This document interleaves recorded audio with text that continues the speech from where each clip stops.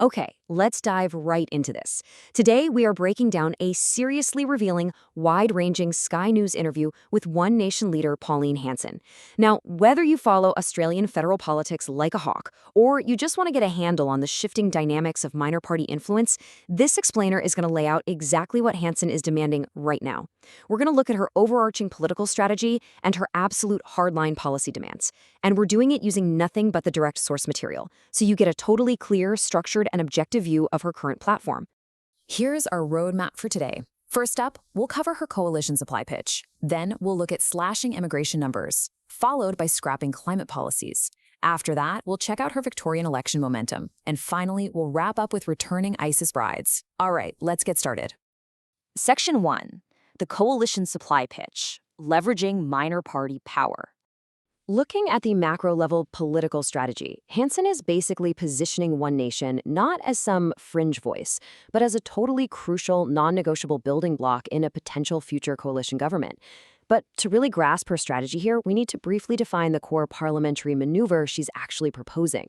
It's known as supply and confidence. So what is that? Well, it's an agreement where a minor party guarantees their support on key budgetary and confidence votes. That keeps a government in power, but without forming a formal merged coalition. It essentially gives the larger party the lifeline they need to survive day to day, but, and this is a big but, it comes at the cost of major policy concessions. Now, what's really interesting about this is the crystal clear line she draws in the sand. On one hand, we have what One Nation is actually offering: supply, confidence, and a general conservative alignment to try and oust the current Labour Greens government. But look at the flip side, which she strictly rejects. Hanson explicitly states she does absolutely not want ministry positions. Why? Well, because she refuses to give up her direct voting control. She stated flat out she doesn't want the coalition dictating how her party votes on individual pieces of legislation. Basically, she wants pure, hard policy concessions, not fancy parliamentary titles. Section 2. Slashing immigration numbers, defining the target policy. So this naturally begs the question, what exact policy concessions is Hanson demanding in exchange for this parliamentary supply? Well, in the interview, she pivots immediately, and I mean firmly, to the issue of immigration. During the chat, a current immigration figure of 306,000 was brought up. Hanson completely, utterly rejects this number. Instead, she has set a strict, non-negotiable target policy for her party, capping immigration at exactly 130,000. And this brilliantly illustrates the stark visual contrast here. It just highlights how drastic a cut she is demanding before she'd ever even consider backing a coalition. Now, Hanson offers a few very specific justifications for demanding these severe cuts. First off, she points to the severe domestic housing shortage. She notes that right now, Australians are literally living in tents and cars, which she argues makes current immigration levels completely unsustainable. Second, she argues that a much tighter labor market will basically force unemployed Australians off of taxpayer support and back into the workforce.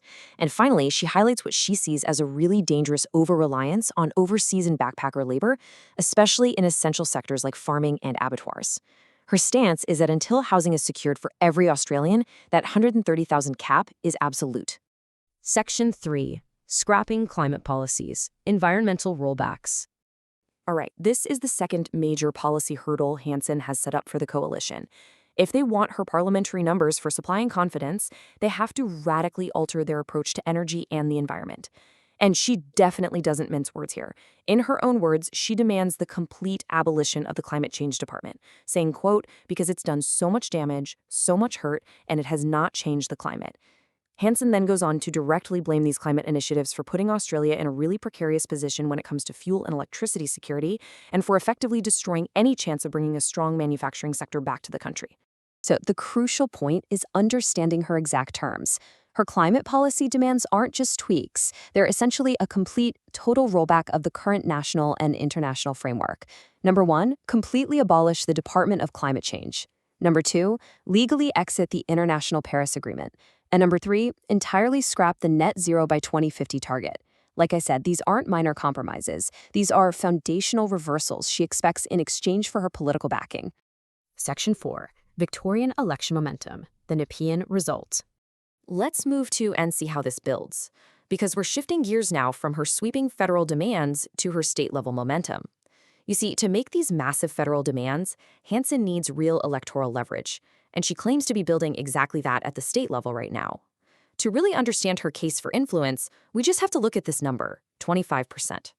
During a recent state election in the Victorian electorate of Nepean, one nation captured an incredible 25% of the vote share. Hanson enthusiastically points out that this is a staggering jump from the last election, where they pulled under 4%.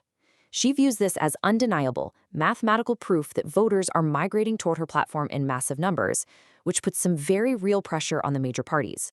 But what exactly is driving this surge, right? Well, Hanson breaks it down into highly specific local grievances. First, she points to a crippling state debt burden of $190 billion. Second, a severe crisis in policing. She cites a 3,000 officer shortfall and widespread station closures that she argues are contributing to escalating crime. And finally, she targets high land taxes and what she describes as state takeovers of farming land for massive transmission lines. She makes the case that these hyperlocal, kitchen table issues are actively driving frustrated voters away from the major parties and directly into one nation's corner. Section 5. Returning ISIS brides. The cost of repatriation. Towards the end of the interview, the conversation pivoted sharply to a highly charged theme concerning domestic security. Specifically, they discussed reports of the government preparing accommodation in places like the Silverwater Center to repatriate the wives and children of ISIS fighters from Syria back into Australia. To anchor her argument in this intense debate, Hanson leans heavily on some truly staggering financial figures presented during the interview. Get this, security sources estimate that once repatriated, the surveillance bill could reach a massive $2 million per person per year, just to keep an eye on them securely. Furthermore, she notes that if released into the broader community, these individuals could be eligible for roughly $45,000 a year in welfare assistance.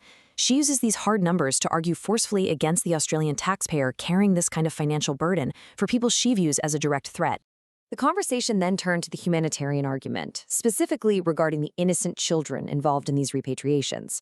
Hanson offered an absolute refusal to budge on this, stating, and I quote, "The children we've seen them stand beside their fathers with severed heads, it is inbred into them the hatred towards our culture."